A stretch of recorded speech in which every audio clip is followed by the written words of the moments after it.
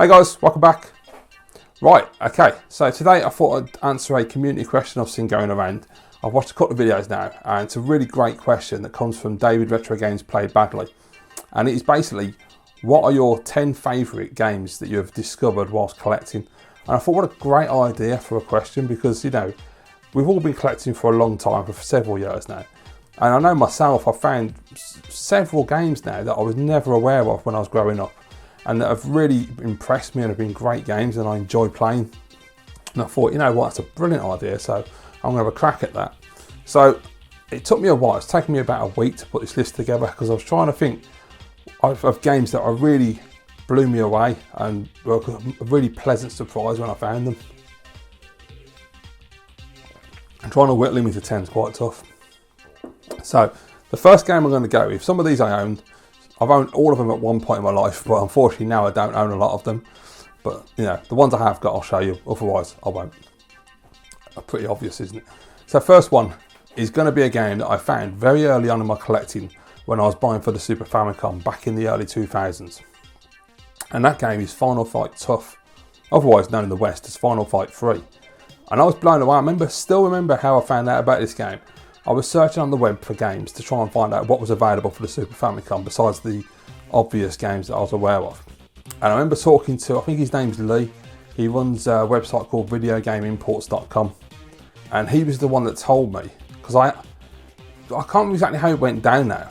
I don't know if I think me and my mate found it online that there might be a Final Fight 3 game, but we weren't certain. We was talking to Lee and he confirmed it, and he said, yeah, in Japan it's called Final Fight Tough. I had absolutely no idea about this game. And, you know, for me, Final Fight really was just the original on the arcade and the home ports. I never even played Final Fight 2. So, yeah, that could have made the list as well, actually. But Final Fight 3 for me made the list because not only did I not know of the game, but when I actually played the game and I got a copy, it was so good. And I think it's probably the best one on the Super Nintendo out of the 3 games. Technically 4, but you don't count Final Fight God because it's just the same game with a different character. But Final Fight Tough, Final Fight 3, exceptional. Even though you got to play as Guy, which kind of sucks because, well, you don't have to, but he's like the best character I find. I'm not a big fan of Guy, Cody's my man. But Final Fight Tough is really good. It's got beautiful graphics, great level design. It's a lot of fun. You can get through it pretty easy and pretty quickly, but it's easily the most fun game on the SNES, Final Fight game on SNES. Next one I'm going to show you is one I do own, which I picked up not too long ago actually, and that is 24 the game on the PlayStation 2. I absolutely love this game, it's brilliant. Huge fan of the TV show, which does help because this is set between seasons 2 and 3. And the actual game, if you're a fan of the TV show, you will really appreciate the love that the developers have put into this game. From all the characters involved, all the actors did the voiceovers. You get to play as several characters through the game, which is great, not just stuck playing Jack Bauer. And it just plays out like an animated version of the show with all the same kind of camera work and the box outs and the sound effects and the clock, and it's absolutely fantastic game. And just as a game itself is really fun. It's a really fun third person action game. You can take cover, but for the most part you're just running and gunning and shouting federal agent, and it's absolutely great. And the story is actually really decent as well. It's literally like having a brand new separate episode of 24, but you get to control the characters. Fantastic, highly recommend that one, guys. Third game is a game that I only found out about a few years back when I had a Sega Master System. Now, I've played the Super Nintendo version, which I'm not that keen on. I played the Mega Drive version, which I don't like at all, although people say it's the best version. Didn't work for me at all. And that game is Robocop versus Terminator. I did a playthrough on my channel one night years ago. It wasn't meant to be a playthrough, I was just going to just do a normal gameplay and ended up completing it for the first time. I absolutely love the Master System version of this game. There's just something about it that's so special. I mean, the music on the Master System is not the greatest most of the time. It's pretty limited. But there's just something about the way they did the soundtrack on that game. It's really addictive. It's quite repetitive, but it just sounds so good. And it just controls really well. The graphics are decent for an 8-bit console. And, you know, the Mega Drive, SNES and SMS games are pretty much the same game. Just, you know, different graphics, different sound abilities and things. And the Mega Drive's got a lot of blood on it. But there's just something really nice about the way the Master System version works and plays. It just feels really good when you're playing it. And yeah, I'd absolutely recommend playing that version if you've never played it. Or if you've never played Robocop vs Terminator at all, just play that one. Next game is going to be no surprise, I think, to most people who have been watching my channel for years. It's a game that I absolutely love, and I've bought it many times now. But it is Black. Now, this is on the Xbox and the PS2. Xbox is obviously superior because it has all the horsepower. So it's going to look a lot better than the PlayStation. But it's just an incredible game. It came out in 2006. Now, in 2006, I was onto the 360, which I got in December of 2005. So I wasn't paying attention to what original Xbox games were getting released. I had no clue about this game for several years. And I can't even remember, to be quite honest, how I found out about it. I don't know if I picked it up on a whim, or I read about it, or what it was. But I absolutely love this game. I've played it so many times all the way through. And I'll dip in and out now and again and play the odd level. There's just so much fun. It's just the kind of first-person shooter that I really enjoy, where you don't have to worry about stealth and you don't have to take it all seriously and be, realistic and all that. You literally just have a load of terrorists to kill, sort of a mission to play through, and then you just basically run around and blow everyone to pieces, and you can blow all the scenery up and throw grenades and blow trucks up. And it's very, very Hollywood cinematic, and you've got this incredible cinematic soundtrack to it. The sound effects are really visceral, and the guns sound really good, and the grenades are great, and you've got the villains, and it's just awesome. I've played it so many times, I say, and I highly recommend it. Honestly, if you've never played Black and you just want a really fun action first-person shooter where you can just blow everything to pieces, absolutely give Black a play. It's great. Next game is going to be a SNES game. Now, this is why it made it difficult, because there's a lot of SNES games that I've discovered, because when I was collecting for the American SNES, there were a lot of games I'd never played before. But I went for a game that I was a big fan of, this series on the Amiga. I had no idea there was a console version until I got older and started collecting, and that is Super Turrican. Now, I played Turrican 1, Turrican 2 on the Amiga, absolutely loved them, and Super Turrican is such a great console version of that series. I mean, you've got Mega Turrican on the Mega Drive, which is really, as far as I'm aware, is based more around Turrican 3 on the Amiga, which I never played. On the Mega Drive is an incredible game. I finished it a couple of years back, so good. But the Super Nintendo version is slightly different level designs. I'm not entirely certain, but I think it's sort of a combo of Turrican 2 and its own unique experience on the SNES. Don't quote me because I ain't got a clue if I'm right, but it might be. But anyway, it's got really bright, colourful Amiga-style rainbow backgrounds on the stages. Incredible soundtrack because it's on the SNES. Controls really well, great level design. It's just everything you want from a Turrican game, and I really, really love that game. Then we've got another SNES game, which is a game that I picked up for the first time back in 2017, I think it was. And that is Super Aleste, also known as Space Mega Force in America. Incredible shooter. I absolutely loved it. It's a really nice bit of challenge on the game. I managed to finish it. I mean, it does get quite tough, but it's a vertical shooter. It gets quite hectic, a lot on screen. You get some really great power-ups, like the lasers, and then fantastic power-ups. It really helps you get through the level and get a lot of the cannons and things on the sides of the levels. And it can get quite claustrophobic in some of the later levels. But it's got an absolutely fantastic 90s like dance style soundtrack to it. It's got some nice like Mode 7 effects on some of the levels as well, with the scaling. Fantastic game. Really, really surprised me actually. I've wanted to play it for years, and I could never afford the American version. And then when I started buying PAL SNES, the PAL SNES version is a lot more affordable. So I picked it up and I played it all the way through for about a week, I think, and I absolutely love it. Such a good shooter. I'm not a big fan of vertical shooters.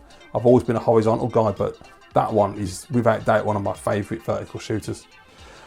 Then I'm going to pick a game that's on the Mega Drive, which, I don't pick many games on the Mega Drive, but this one, when I started collecting the Japanese Mega Drive, really stood out, and that is Shinobi 3 or Super Shinobi 2. Absolutely stunning game. One of my favourite Mega Drive games. Back when I was a kid, the only Shinobi I knew was the one in the arcades. So I didn't know about Shadow Dancer, I believe. I don't remember playing Shadow Dancer. And I wasn't aware, I'm not entirely certain if I played that on the Amiga or not, I don't know, but maybe. But I didn't know about, obviously, Revenge of Shinobi and Shinobi 3. And Shinobi 3 is so good. Again, gorgeous graphics. For the Mega Drive, the music is really, really good. No insult, it's just that, the sound chip isn't as good as what the SNES can do. But it has got a really banging soundtrack. The graphics are gorgeous. The level design's fantastic. The weather effects are great.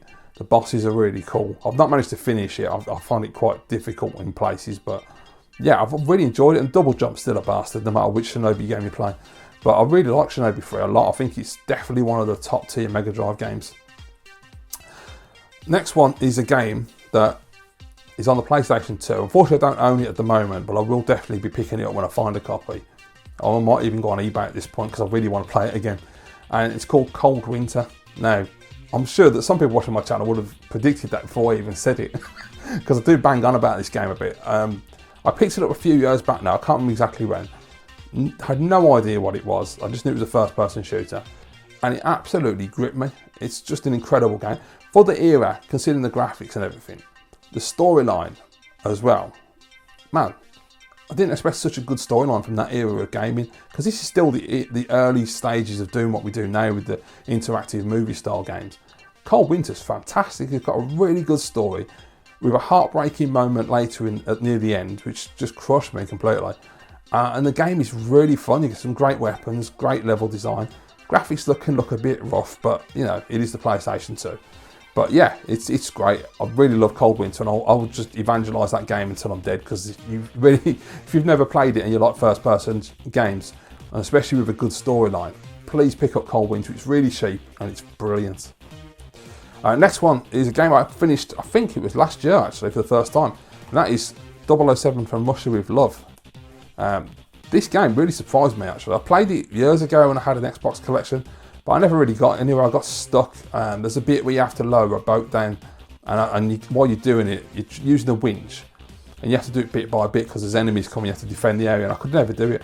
But last year I played the game and I managed to get through the whole game, and it really surprised me how much fun it is, because it's nothing like the other Bond games of that era, because all the rest of them are first-person shooters except for Everything or Nothing, which is third-person.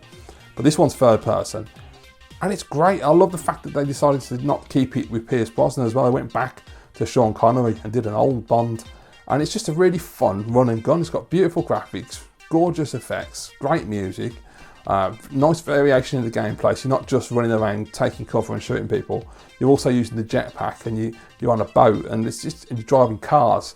And it's a really nice variety. It never gets boring. It always keeps you on the hook. It's always got you interested. A fantastic game. I'm really surprised at it. It's easily one of my favourite Bond games of that generation, if not of all time actually. It's a really solid game, and I definitely recommend that one, guys. I know I'm probably late to the party on that one. Most people probably know it's great, but it really surprised me. And the last game is a game that again came out, and I think, was it 2005 or 2006? Yeah, 2006. So it was after I got rid of my Xbox and went onto the 360, so I never knew about this game until I started collecting. And that game is Painkiller Hell Wars. Now the reason I picked this one is because back in the old days, back in the early 2000s, PlayStation 2 and Xbox, those days I used to love arena shooters like Quake and Unreal. I used to play Quake for the PS2 religiously. I absolutely love that. I was never very good at Unreal Tournament, but I love Quake 3. And that's essentially what this is, an arena shooter. You're just running around with lots of big guns, blasting dudes in the face with a real cool, hard, I think it's like a metal soundtrack, I remember, but it's just a really intense soundtrack. It's really speedy, good frame rate, and you're just blowing people to pieces, and there's giblets going everywhere, and it's a fun game. It's so much fun. And basically you just have to blow one to pieces, then leave the area and go to another area. And it's a really enjoyable game. I was really surprised. And even more so, because I actually got a PAL copy, which not that I like to show it off or anything, but I just never knew there was a PAL copy until I think, was it last year or the year before when I picked it up? I don't know. Yeah, and I got a proper 18 rated UK copy as well, which blew my mind. And I found it in the wild as well. Amazing. But yeah, so there you go, guys. Those are the 10 games that have really impressed me that I've found since I started collecting. You know, I've been through a lot of games, and it's hard to pick 10, but I think I did pretty well there. There's a good variety as well. So thank you very much to David for putting this video question out in the first place. I thought it was a really great idea, and I've seen some great responses so far, and it's a really good way of people finding out about games that they may not be aware of yet as well. So yeah, thanks guys. Leave your comments down below as always, and I'll see you in the next video.